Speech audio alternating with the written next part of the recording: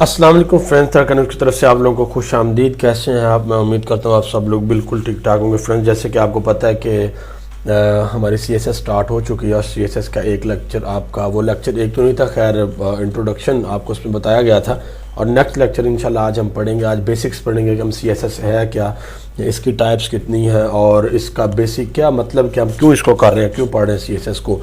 तो सबसे पहले मैं आपको ये बताता चलूँ कि CSS mean cascading style sheet, ये स्टाइल शीट्स होती हैं जो HTML का कंटेंट होता है हमारी बॉडी के अंदर, उसको कुछ स्टाइल देने के लिए, कुछ उसको यानी कि खूबसूरत बनाने के लिए हम लोग CSS को यूज़ करते हैं। तो आइए, मैंने एक फ़ाइल क्रिएट की हुई है आज। और दूसरी बात मैं आपको ये बता दूं कि आज के बाद हम जो भी काम किया करेंगे, जो कोडिंग होगी, फॉर एग्जांपल ऐसी कोडिंग, ये लिस्ट के टैग, H1 के टैग, ये मैं आपके सामने नहीं लगाया करूँगा, ये मैं पहले से लगा के रखा करूँगा ताकि हमारा टाइम जो है वो सेव हो जाए। और अगर किसी को ये नहीं लगाने आते तो उनसे मेरी रिक्वेस्ट है कि वो HTML का ट्यूटोरियल जो है वो उनको ट्यूटोरियल सुन लें, उनको HTML भी आ जाएगी। HTML आपको आ गया तो HTML की वो चीज़ें जो आपको आती हैं मैं दोबारा आपको रिपीट नहीं करवाऊंगा, जो ज़रूरी हुई वो इंशाल्लाह करवा दूंगा, लेकिन बार बार रिपीट नहीं करवाऊंगा क्योंकि उससे हमारा टाइम जो है वो काफ़ी ज़ाया होगा। तो ये मैंने एक पेज बनाया हुआ है, ठीक है, इसको मैं सेव करके ओपन करता हूँ। सबसे पहले second class of CSS heading है, टाइप ऑफ CSS हेडिंग है, क्वेश्चन व्हाट इज CSS। अब CSS अगर कोई क्वेश्चन आपसे पूछ ले, कोई डेफिनेशन आपसे पूछ ले, what is CSS, what you know about CSS, तो आप कह सकते हैं CSS stand for cascading style sheet, number 1। और इसके बाद define how to display HTML elements, main point कि HTML एलिमेंट्स हैं जो उनको डिस्प्ले किस तरीके से करवाना है, ये CSS का काम है। उसके बाद style were added to HTML 4.0 to solve problem. अच्छा, आपको एक बात बता दूं कि HTML की कुछ वरी है ना, 4.0 है, HTML 5 है। मैंने आपको बताया था कि HTML 5 और 4 क्या डिफरेंस है, छोटा सा डिफरेंस है, मैं आपको बता दूंगा। तो उनके HTML 4 के अंदर जो प्रॉब्लम है उसको सॉल्व करने के लिए भी CSS यूज़ की जाती है।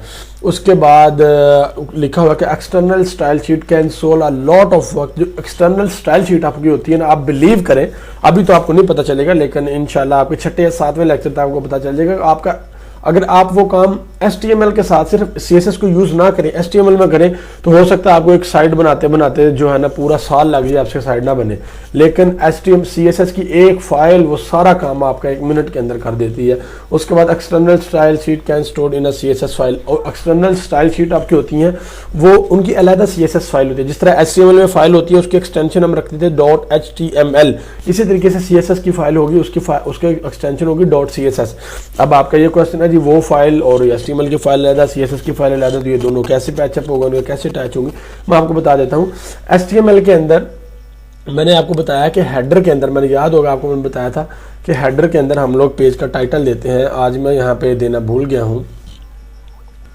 और उसके बाद external style sheet stored in, हाँ मैं आपको बता रहा था कि ये जो किस तरह, फॉर एग्जांपल आपका क्वेश्चन हो सकता है कि किस तरीके से हम लोग CSS की फाइल और HTML को पैचअप करेंगे। तो एक हमने पढ़ा था यहाँ पे हेड में, आज मैंने टाइटल देना भूल गया हूँ। और एक सबसे मज़े की आपको बात बताऊँ, ड्रीमवीवर हमने स्टार्ट किया। ये आप फॉर एग्जांपल, अब इसमें फ़ायदा आपको क्या होगा, टैग आपको याद हो चुके हैं खुद से टाइप कर करके, आपने सिर्फ ऐसे टाइटल लिखना है इस तरीके से, शायद करके आपने फॉरवर्ड स्लैश डालना, खुद ब खुद उसको क्लोज कर देगा, ठीक है। और उसके बाद यहाँ पे हम लोग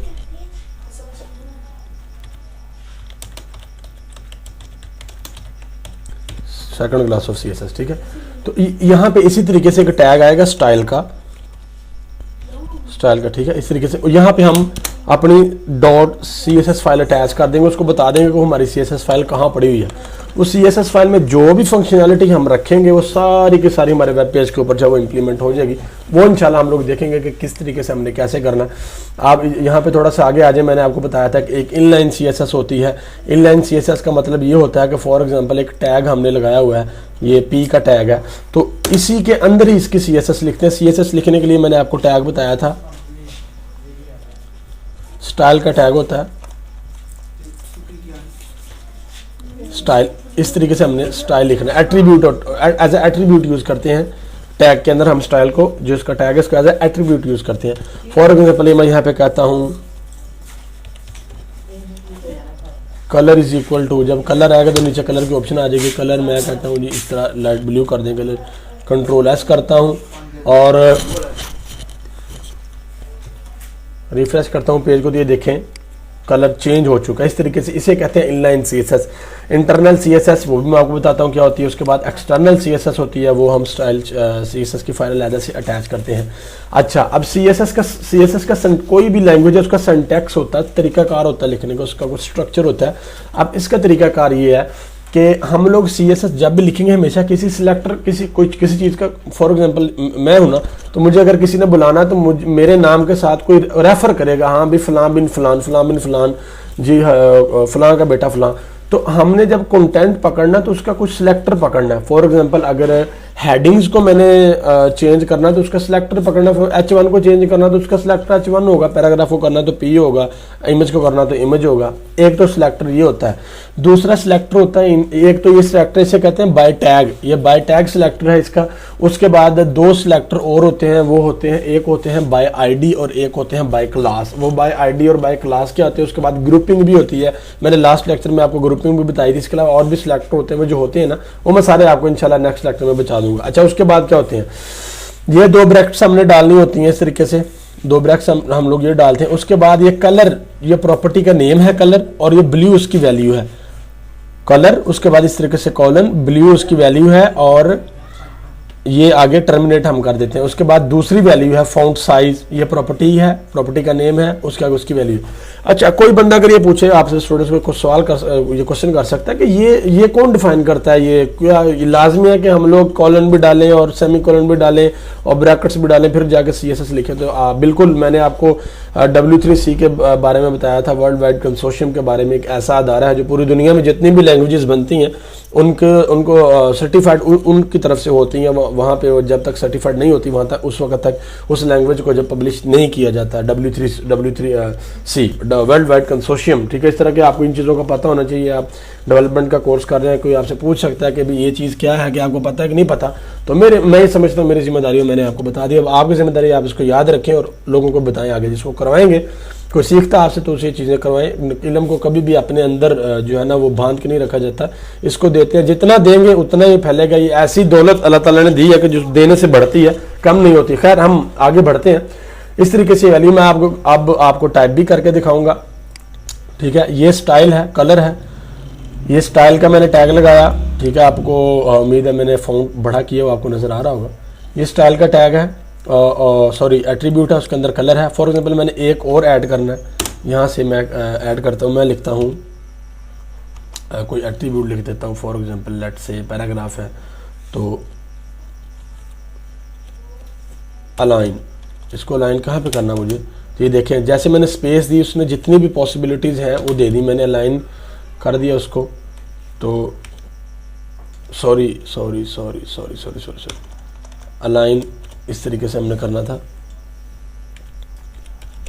सेंटर ऐसे कर दिया मैंने इसको, और ये मुझसे मिस हो गया था। कंट्रोल एस करता हूँ, अपनी फाइल में जाता हूँ तो अच्छा कोई प्रॉब्लम आ रही है यहाँ पे।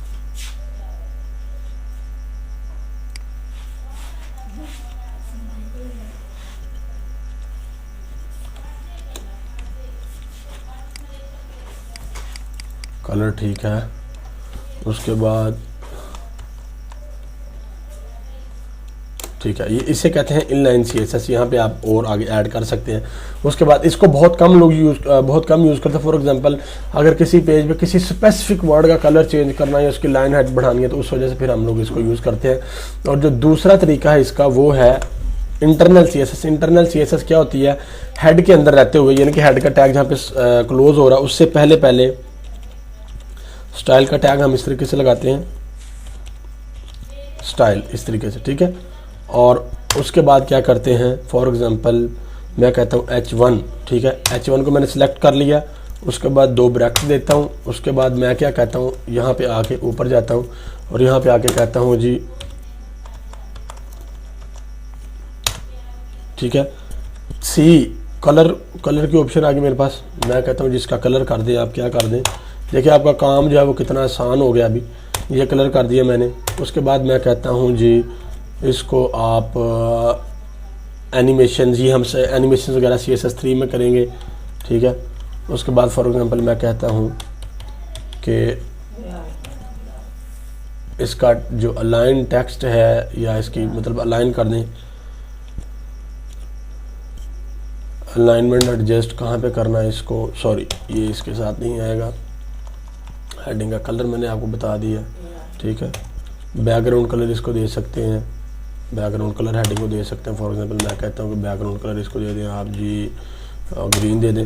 इसको जैसे मैं क्लोज करूँगा तो मेरे पेज के अंदर जितनी भी हेडिंग्स होंगी वो सब का सब उसका यही उसका उनके साथ यही देखें। ये ऊपर हेडिंग थी, उसका बैकग्राउंड कलर ग्रीन हो गया, उसका अपना कलर ब्लू हो गया। यहाँ पे हेडिंग थी, बैकग्राउंड कलर ग्रीन, और यह पे H1 थी, ठीक है।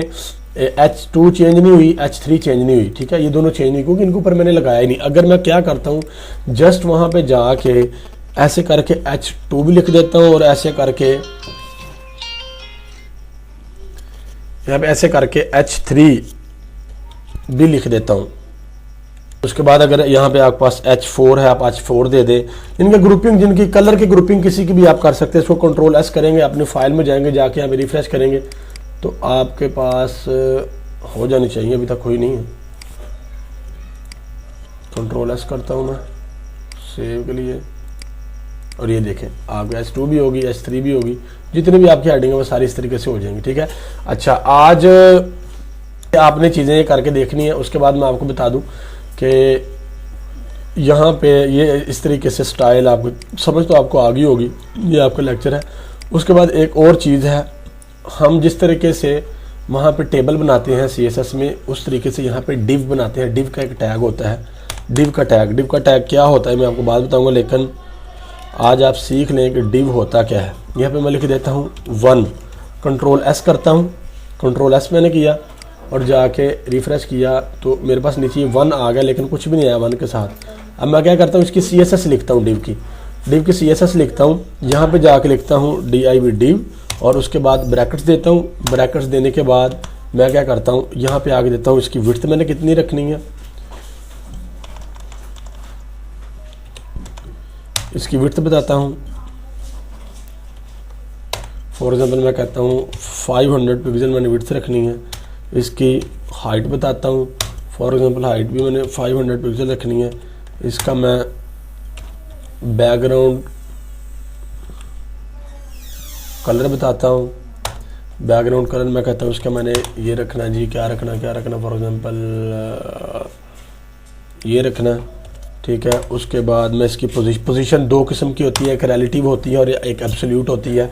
रिलेटिव का मतलब फॉर एग्जांपल कि एक चीज़ लगी हुई है तो उसके साथ आके दूसरी लग जाए। फॉर एग्जांपल जैसे बड़ी अच्छी एग्जांपल मैं आपको देता हूँ, ये बड़ी समझने वाली बात है, इसको ध्यान से समझिएगा। पोजीशन एब्सोल्यूट और रिलेटिव में क्या होता है, फिक्स भी होती है, इनहेरिट भी होती है और स्टैटिक भी होती है। वो अलग चीज़ें हैं, लेकिन हमने जो 2 यूज़ करनी है, रिलेटिव करनी है और एब्सोल्यूट करनी है। रिलेटिव फील्ड, रिलेटिव पोजीशन इस चीज़ को कहते हैं। फॉर एग्जांपल अगर एक क्लास के अंदर स्टूडेंट्स बैठे हुए हैं, तो अगर 10 स्टूडेंट पहली 10 चेयर पे बैठा तो जो 11वां आएगा वो पीछे जाके बैठ जाएगा, 12वां उसके साथ बैठ जाएगा, 13वां उसके साथ बैठ जाएगा, 14वां उसके साथ। एब्सोल्यूट क्या होती है, एब्सोल्यूट की पोजीशन ये होती है कि फॉर एग्जांपल एक स्टूडेंट आया तो टीचर उसको ना फिक्स करता है, उसको एब्सोल्यूट करता है कि यार आपने चेयर नंबर इतनी पे बैठना, वो एब्सोल्यूट है उसके लिए, वो रिलेटिव नहीं है, ठीक है। अगर वहाँ पे भी कोई पहले बच्चा बैठा हो तो उसको उठा दिया जाएगा, ठीक है। इससे कहते हैं एब्सोल्यूट। तो हम इसकी पोजीशन रिलेटिव रख देते हैं, ठीक है। और इसको सेव करता हूँ मैं। सेव करने के बाद जब इसको मैं ओपन करूँगा और रिफ्रेश करूँगा तो ये देखिए मेरे पास नीचे डिव इस तरीके से आ चुका है, ठीक है। इस तरीके से डिव आ चुका है। अब इसमें और भी बड़ी ऑप्शन है। फॉर एग्जांपल मैं कहता हूँ मैंने इसको बॉर्डर देना है, तो बॉर्डर का कलर क्या होगा जी, बॉर्डर का कलर ये होगा, ठीक है। उसके बाद सॉरी बॉर्डर में देता हूँ 2 पिक्सल का, ठीक है। और उसके बाद मैं देता हूँ बॉर्डर कलर, ये प्रॉपर्टी हमारे पास बॉर्डर कलर की। बॉर्डर कलर देता हूँ इसको, ये वाला कंट्रोल S करता हूँ, अपने ब्राउज़र में जाता हूँ, जाके देखता हूँ मेरे पास अभी तो चेंज नहीं हुआ, खैर कोई प्रॉब्लम है। ये कंट्रोल S करता हूँ, जाता हूँ और अभी कलर चेंज नहीं हुआ। खैर ये प्रॉपर्टी हम दोबारा लगा के देखेंगे क्यों नहीं चेंज हुआ, इसमें कोई ना कोई मिस्टेक हम ज़रूर कर रहे हैं, ठीक है। इस तरीके से ये डिव है और ये डिव का टैग इस तरीके से है, डिव सिंपल डिव, इसके अंदर आप कुछ भी लिख सकते हैं। फॉर अब यहाँ पे जो कंटेंट है 1 मैं लिखता हूँ दिस इज़ अ डिव, ठीक है। कंट्रोल S करता हूँ, इसको मैं दिस इज़ अ डिव है, इसको मैं H1 कर लेता हूँ, H1 और H1, ठीक है। अब क्या करता है, यहाँ पे ये टेक्स्ट लिखा हुआ है, मैं क्या करता हूँ वहाँ पे जाके इसके CSS में लिखता हूँ, जाके इसके CSS में जाके मैं ये लिखता हूँ कि जो टेक्स्ट है इसका टेक्स्ट, उस डिव का टेक्स्ट सेंटर में लाइन कर दो, जो भी H1 है जो भी उसका सेंटर में लाइन कर दो टेक्स्ट को, ठीक है।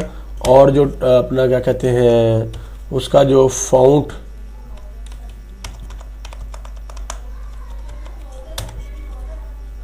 साइज है उसका, वो आप कितना कर दो जी, 33 पिक्सल कर दो। इसको कंट्रोल एस करूँगा, जाके मैं देखूंगा तो ये चीज़ें अप्लाई हो चुकी है, देखिए इस तरीके से। अब H1 किया, उसकी बैकग्राउंड जो है वो ग्रीन आ गई। ग्रीन इसलिए आ गई है क्योंकि ऊपर हमने H1 को ग्रीन बैकग्राउंड दी हुई है, देखें ऊपर CSS लिखी हुई है।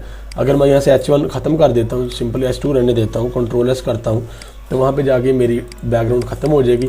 और ये मेरा कलर ब्लैक है, इसको मैं कहता हूँ जी ये जो फ़ॉन्ट का कलर है, सिंपल इसमें डिव में आके मैं लिखता हूँ कि कलर इसका आप कर दें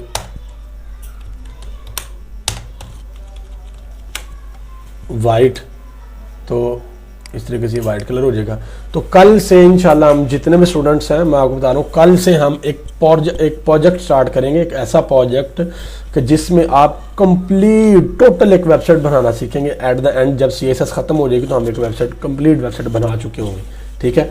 तो आज के लिए इतना ही, इंशाल्लाह बहुत जल्द मिलते हैं। मैं उम्मीद करता हूँ आप लोग मेहनत से इस काम को करेंगे, CSS को ध्यान से कीजिएगा, it's very important for you. और इंशाल्लाह बहुत जल्द हम अगली क्लास में मिलते हैं। अल्लाह हाफिज़।